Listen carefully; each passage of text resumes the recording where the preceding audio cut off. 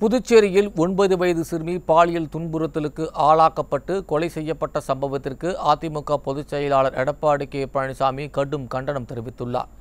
இதுகுறித்து அவர் வெளியிட்டுள்ள ட்விட்டர் பதிவில், புதுச்சேரியில் 9 வயது சிறுமி கொடூர மனம் படைத்த சிலரால் பாலியல் துன்புறுத்தலுக்கு ஆளாக்கப்பட்டு கொலை செய்யப்பட்ட சம்பவத்திற்கு கடும் கண்டனம் தெரிவிப்பதாக பதிவிட்டுள்ளார்.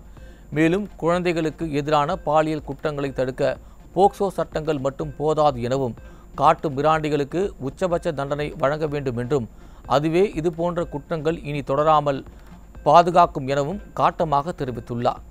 குழந்தையை இழந்து வாடும் பெற்றோரின் வேதனையில் தானும் உங்களது குடும்பத்தில் ஒருவனாக பங்கெடுத்துக் கொள்வதுடன் தனது ஆழ்ந்த இரங்கலையும் வருத்தங்களையும் தெரிவித்துக் கொள்கிறேன் என அவர் பதிவிட்டுள்ளார்.